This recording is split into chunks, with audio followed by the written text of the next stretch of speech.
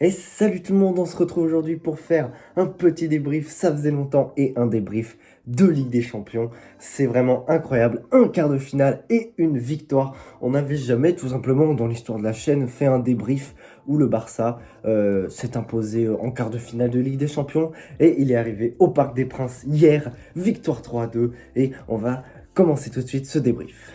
Voilà, donc ça fait plaisir parce que on a vu un Barça quand même assez intéressant hier soir. C'était pas non plus un grand Barça, mais j'ai vu des choses très positives. Déjà pour revenir sur l'entame de match, on a vu un Barça quand même assez reculé sur le terrain. C'était le PSG qui avait la balle, qui avait la possession, mais ce que j'ai bien aimé dans cette partie du match, c'est que le Barça n'a pas rompu.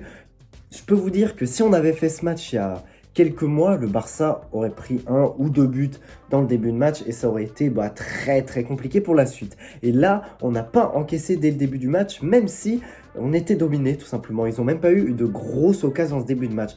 C'est la preuve que la défense s'est beaucoup améliorée ces derniers temps et c'est vraiment un bon point.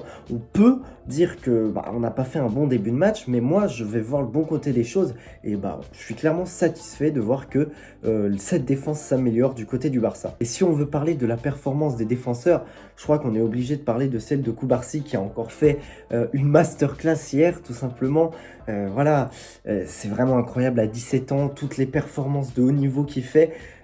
C'est rare de le voir rater quelque chose dans ses matchs. J'ai l'impression qu'il fait presque pas d'erreur. C'est vraiment hallucinant de voir un joueur comme ça, de 17 ans, qui fait des performances en Ligue des Champions. Je sais pas quoi dire. Il est tellement bon dans l'anticipation, dans le placement, même si il n'est pas très grand, il sait anticiper et il a une relance absolument incroyable. Pour son âge, j'ai jamais vu ça. Un joueur pareil, j'ai l'impression que c'est le meilleur relanceur de l'équipe. Et je dis ça premier degré, hein. Pour moi, il n'y en a pas des meilleurs que lui. Donc voilà, Koubarsi, magnifique. Et on peut aussi parler de son compère de la défense du jour, Araujo, qui a bien sûr répondu présent avec la coupe blanche. On sait qu'il est toujours bon quand il a cette coupe.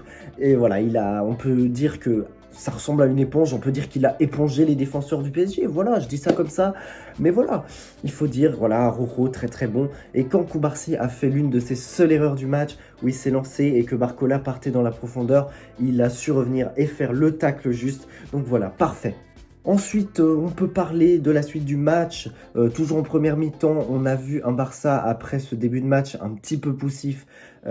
Un Barça un peu plus dominateur, qui a eu des grosses occasions. On se rappelle de ce cafouillage dans un corner où ça finit sur un dégagement sur la ligne. Donc là, on s'est dit, il y a moyen de faire quelque chose et ça n'a pas loupé puisque quelques minutes après, on a eu l'extérieur du pied de Lamine Yamal juste après le bon travail de Lewandowski qui est un peu contré par le gardien, qui arrive sur Rafinha, qui est tout seul et qui n'a plus qu'à marquer le 1-0 et c'est lui qui nous délivre dans ce match de Ligue des Champions. J'avoue que je ne m'attendais pas à ce que ça soit lui qui marque parmi tous les attaquants du Barça dans ce match, mais voilà, je suis assez content.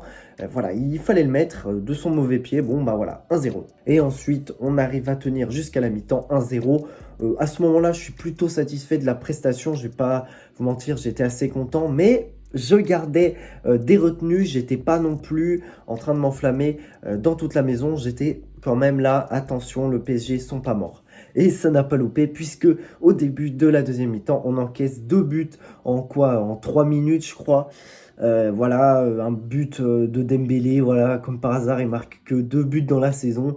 Et un d'entre eux, c'est contre le Barça, forcément, ça devait arriver. Donc voilà, Dembélé, un partout, et direct après Vitinha qui marque le 2-1. La défense a fait une entame de deuxième mi-temps catastrophique, vraiment. Là, j'étais là... je m'attendais, on va pas dire que je m'attendais à ça, mais je me suis dit... Il y a un scénario où le Barça flanche et commence à devenir, comme on l'a vu beaucoup de fois, beaucoup trop de fois cette saison, c'est-à-dire mener et se faire rattraper. Voilà, c'est vraiment ridicule. Et c'est arrivé au tout début de la deuxième mi-temps. Les entames de mi-temps, c'est vraiment important. Et au match retour, il ne faudra pas se louper. Et c'est à ce moment-là que Xavi décide de faire quelques changements avec notamment l'entrée de Pedri et aussi celle de Joao Félix qui arrivera un peu plus longtemps après, mais il arrivera après. Mais d'abord l'entrée de Pedri qui, une minute après, délivre un petit délice au-dessus de la défense parisienne qui arrive jusqu'à Rafinha, qui te met une reprise extérieure du pied. Je ne l'ai jamais vu mettre des buts comme ça au Barça, même en pré-saison aux États-Unis, je ne l'ai jamais vu faire ça. Donc Rafinha qui marque un doublé et qui nous fait une égalisation à 2-2. Voilà, je suis vraiment très content de ce qu'il a fait Rafinha dans ce match. Je ne l'ai jamais vu comme ça pratiquement, comme j'ai dit. Et il arrive à te montrer une performance comme ça en quart de finale de Ligue des Champions dans un moment si important de la saison. C'est parfait. Et donc après on a encore quelques changements. Comme je l'avais dit, l'entrée de Joao Félix et l'entrée de Christensen. Et comme on le sait, Christensen, une minute après, qui marque aussi sur un corner. Donnarumma qui n'aura pas fait un bon match. On va y revenir juste après dans les flops et les tops du match. Mais ouais, Donnarumma, malgré ses 2 mètres, je suis désolé, dans les airs, il se fait pas respecter. Et là, Christensen, il a le champ libre pour marquer le 3-2. Et donc, Xavi a fait des changements gagnants.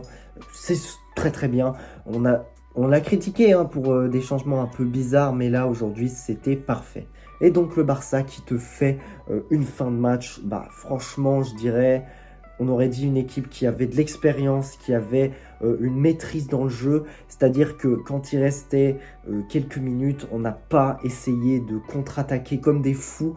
On a gardé la balle, on a fait circuler, je pense notamment à Pedri, à Lewandowski, tout ça. On a posé le jeu, on a calmé le jeu. On ne veut pas de 3-3 à la dernière seconde. Et ça ne s'est pas passé, donc c'est super. Donc globalement très satisfait de cette prestation. On n'a pas eu que du bon, mais on a eu des choses très très encourageantes pour la suite. Et au match retour dans une semaine au Montjuïc, faudra assurer en faisant, comme j'ai dit, une entame de match très bonne et il ne faudra pas se laisser déconcentrer. Et donc pour les tops du match, on va bien sûr parler de Rafinha. Voilà, dernière petite conclusion sur Rafinha, c'est que il a marqué 2 buts. Il a été très très déstabilisateur, très important. Il a tiré plein de fois. Il a vraiment mis la pagaille dans cette défense du PSG. Et c'est exactement ce que je voulais voir de lui. Donc je suis très très satisfait. Dans les tops, je vais aussi parler de Cancelo parce que on peut lui reprocher parfois d'avoir un peu de laxisme défensivement. Mais aujourd'hui, franchement, on peut rien lui reprocher. Il a été parfait défensivement sur Dembélé. Le seul moment où Dembélé fait quelque chose, c'est quand il passe à gauche et qu'il marque son but, mais à droite, quand il était sur son côté droit, et Cancelo, il l'a mangé tout cru. Et je vais parler d'un top quand même côté parisien. Vitinha, vraiment, je l'ai beaucoup aimé au milieu. Il a dû... on va pas dire porter le milieu du PSG à lui tout seul, mais pas loin, parce que Fabien Ruiz... c'est poussif, Qu'est-ce qu'il est lent, il prend pas les bonnes décisions. Vitinha doit tout faire tout seul. Ouais. Et du coup, les flops, voilà, on va parler de Fabien Ruiz justement. J'attendais rien de lui et je suis quand même déçu. Un autre joueur qu'on est obligé de parler dans les flops, c'est Mbappé. Mbappé, il nous a fait un match, on va pas dire pitoyable, mais pas loin, quoi. Il a pas vraiment eu de grosses occasions. Ouais. C'est pas le Mbappé qu'on veut voir. Si t'es supporter parisien, moi, je veux le voir comme ça au match retour, mais c'est sûr que c'est pas le Mbappé au meilleur de sa forme qu'on a vu. Donc voilà les amis, c'est la fin de ce débrief. J'espère que vous l'avez aimé. Moi, j'ai pas forcément d'avis dessus.